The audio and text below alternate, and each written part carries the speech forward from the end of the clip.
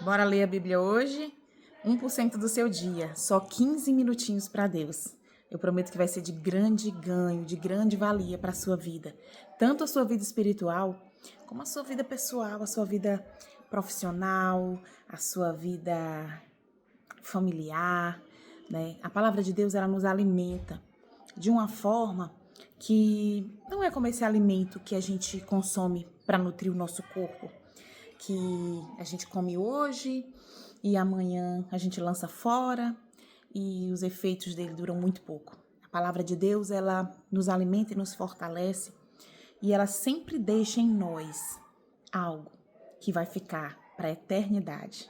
E é por isso que nós estamos aqui, caminhando em passos curtos, porém em passos firmes, firmados na palavra de Deus. Amém? E vamos resumir aqui onde a gente está. Nós estamos no Evangelho de Lucas, no capítulo 14, onde Jesus, convidado para um jantar, para uma refeição, ele foi confrontado por certos líderes fariseus, aqueles religiosos daquela época, né? E ele falou sobre curar no sábado, que era proibido para eles, e Jesus cura no sábado. Jesus falou sobre humildade, sobre quando ele olha aquelas pessoas procurando os melhores lugares para sentar naquele jantar, ele fala, olha, quando vocês forem convidados, não procure se sentar no primeiro lugar, é melhor você sentar no último. E aí o dono da festa te chama para sentar mais à frente, é muito mais bonito do que ele te dizer, sai daí que tem um convidado mais importante que você. E Jesus fala no final que os que se humilham serão exaltados e os que se exaltam serão humilhados. Lembra no vídeo passado eu falei que não é os humilhados serão exaltados. Não são os humilhados, não é todo aquele que é humilhado será exaltado. É aquele que se humilha. E também falamos sobre humildade, que não é se rebaixar, né? Que não é se considerar inferior, que não é falsa modéstia, aquela pessoa que não aceita elogios. Não, se você é uma bênção, se você abençoou alguém, se você serviu, se você ajudou, receba o elogio. Agora, a humildade, ela é quando você sabe a sua pequenez diante do nosso grandioso Deus. Quando você reconhece a sua importância, a sua ajuda, a sua colaboração, mas ciente de que tudo de bom que você é porque você serve a um Deus maior. E Jesus continua nessa casa, nesse jantar, a partir do versículo 15, que nós vamos ler agora. E ele aproveita aquele momento em que ele está ensinando sobre tudo isso e ele diz uma parábola.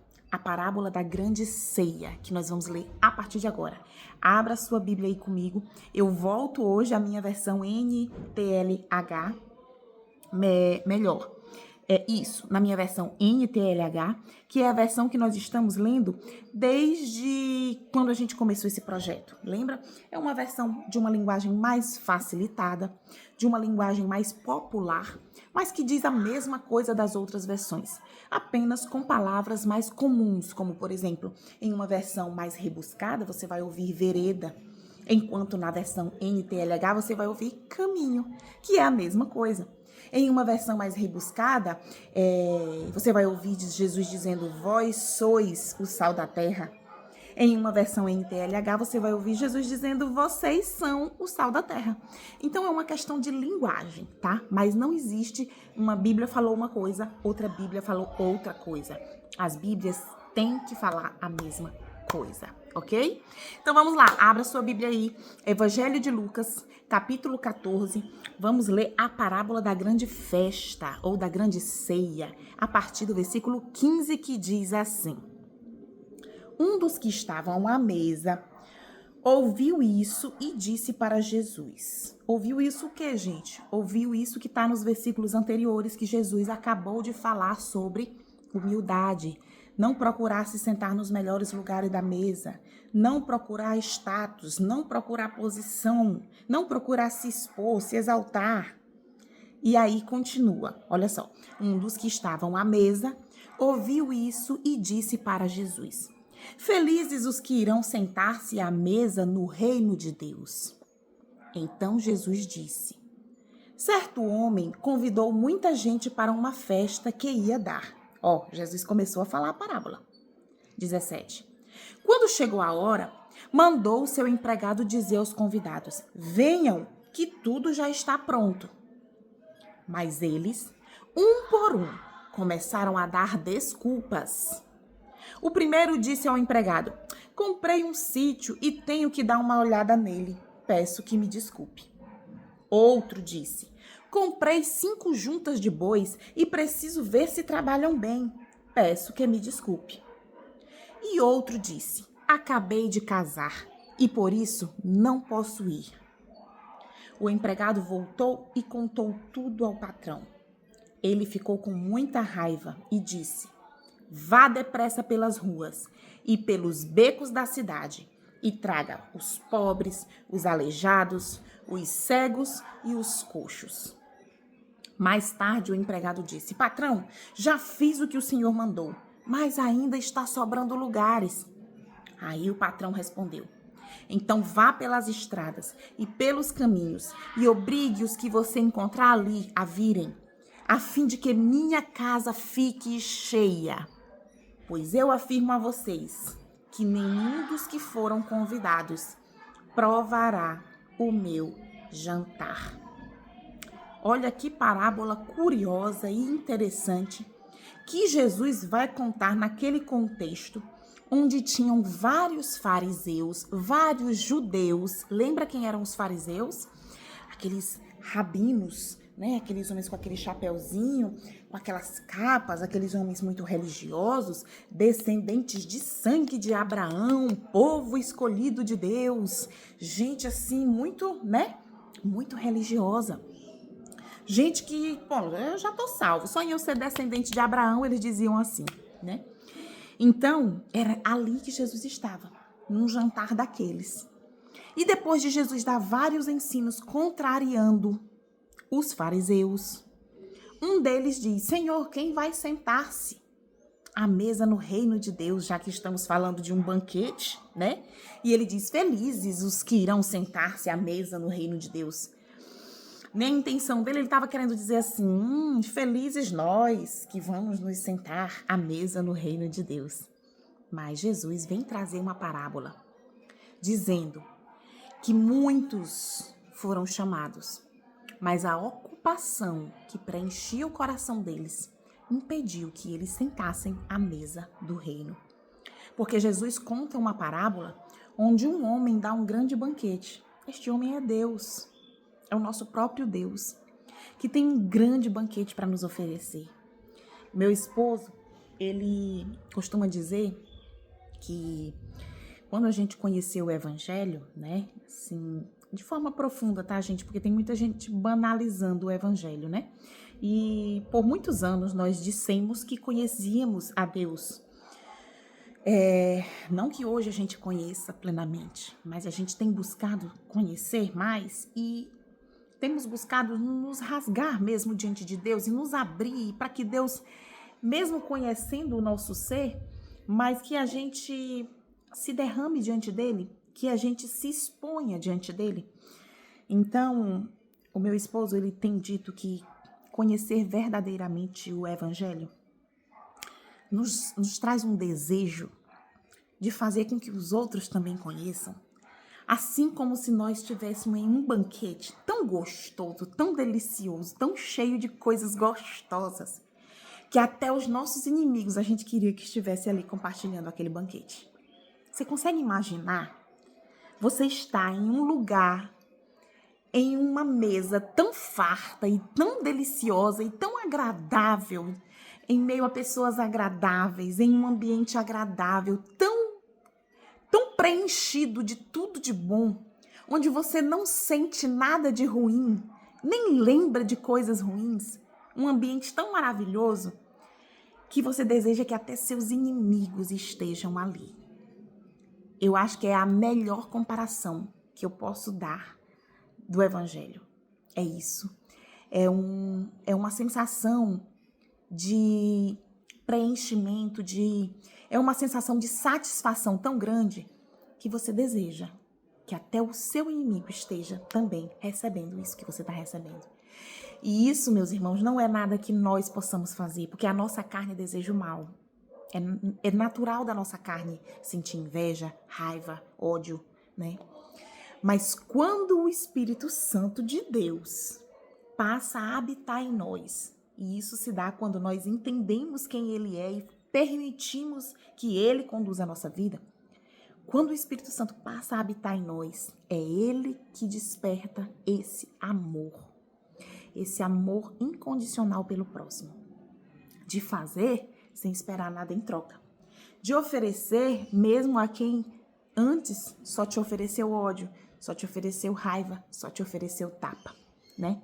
E eu viajei agora aqui em outro ramo, mas para te dizer que o evangelho é esse banquete maravilhoso que a gente deseja muito que as pessoas venham compartilhar com a gente.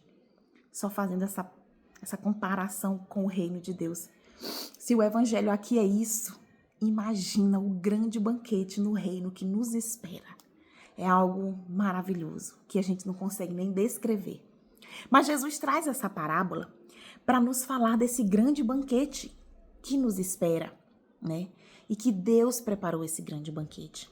E que ele já tinha seus convidados, que eram o povo judeu. O povo que Deus escolheu para ser o seu povo. Não que ele iria salvar só os judeus, mas ele escolheu o povo judeu para que a partir daquele povo judeu todas as outras populações conhecessem o Deus verdadeiro. Era como se o povo judeu fosse ser as testemunhas de Deus aqui na terra. E esse povo, ao longo do caminho, foi se perdendo, foi se corrompendo com outras coisas, ocupando-se com outras coisas, misturando-se com outros povos, né? E acabou perdendo a essência do que Deus queria que eles representassem.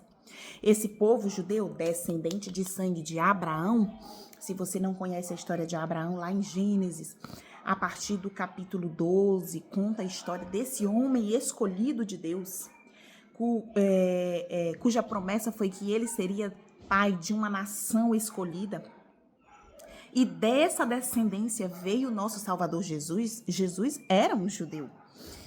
Então, esse povo escolhido, aqui nessa parábola, ele representa aqueles primeiros convidados, os oficialmente convidados para o banquete. Na época, né, dali daquele contexto de Jesus, daquela época, as pessoas convidavam previamente alguém para um evento, convidavam com antecedência, e no dia da festa mandavam avisar. A festa está pronta, já está no ponto, você pode ir. E um por um, os convidados foram dando suas desculpas. Um por um. Um tinha comprado um terreno, o outro estava ocupado com os negócios de bois, o outro tinha se casado e não poderiam participar do banquete. Meus irmãos, muitas vão ser as desculpas que nós damos para deixar para depois, para priorizar outras coisas e não o reino de Deus. Muitas vão ser as desculpas. Aqui ele trouxe 3 exemplos banais, mas que somente eu e você podemos fechar os nossos olhos, sondar o nosso coração e perguntar qual a desculpa que eu tenho dado para não ir receber desse banquete. Qual a desculpa? Qual a pessoa? Qual o objeto? O bem? Qual o vício? Qual o costume? Às vezes, tem pessoas se perdendo na porta do reino, perto de entrar no banquete. Tem pessoas que estão achando que já estão no banquete, mas elas não passaram nem da porta ainda. Porque muitas vezes as pessoas querem desfrutar de um banquete online. Eu não sei se você está conseguindo captar o que eu quero te dizer. Não existe evangelho sem transformação e sem relacionamento.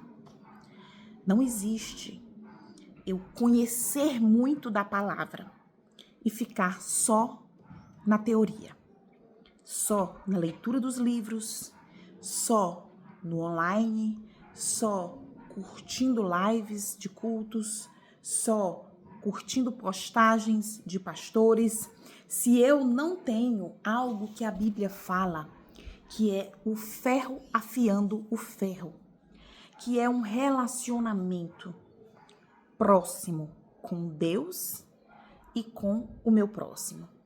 Eu preciso disso. Eu preciso disso não só para ajudar o meu próximo, mas principalmente para ser ajudado. Porque, meus irmãos, quando eu estou fazendo algo que eu penso que eu estou ajudando, eu estou sendo ajudado, no sentido que eu estou sendo confrontado, eu estou sendo ensinado, eu estou sendo lapidado. É esse relacionamento que Deus quer que a gente tenha. E o banquete dele, ele não é online. O banquete dele, ele é real. Ele é vívido, ele é sentido e perceptível. Nós precisamos cair na real e sair desse mundo digital, desse mundo de aparências, desse mundo de status, desse mundo de títulos, desse mundo de graduações e viver num mundo mais real, onde ninguém mais precisa saber dos seus atos além de você e Deus, que conhece todas as coisas. Consegue entender o que eu estou te falando? Mas vamos voltar para o texto. O texto fala que aquelas pessoas recusaram o convite porque estavam muito ocupadas. Na verdade, elas recusaram o chamado, porque o convite já tinha sido enviado. Mas elas recusaram o comparecimento nesse grande banquete. E aí o empregado volta e diz para o patrão, olha, tá todo mundo ocupado, ninguém vai querer. E aí é quando o patrão diz, agora vá, chame coxos, aleijados, pobres, cegos, chamem todos. Na minha casa tem muito espaço e eu quero ela cheia. E aqui nós vemos quando o evangelho deixou de ser uma prioridade para os judeus e passou a ser difundido para toda a humanidade. Lá no livro de Atos, que nós vamos ler assim que terminar o Evangelho de Lucas, você vai ficar maravilhado com a história que nós vamos conhecer em Atos dos Apóstolos. Depois que Jesus morreu, ressuscitou, subiu aos céus, como que ficaram aqueles apóstolos? Como que a igreja começou? É lá que nós vamos conhecer. E lá nós vamos ver que o evangelho deixou de ser exclusivo dos judeus e passou a todos os povos. Nós vamos conhecer melhor isso. Por isso que Deus diz, chamem todos, chamem os viajantes. E o empregado diz, olha, ainda tem espaço. E tem mesmo, o reino de Deus é grande, meus irmãos. Está de portas abertas. Basta você decidir participar desse banquete. Basta você priorizar o convite que te foi feito e não deixar para depois. Sabe por quê? Porque se a gente inventa uma desculpa, nós vamos ouvir o que está lá no versículo 24. Pois eu afirmo a vocês que nenhum dos que foram convidados provará do meu jantar.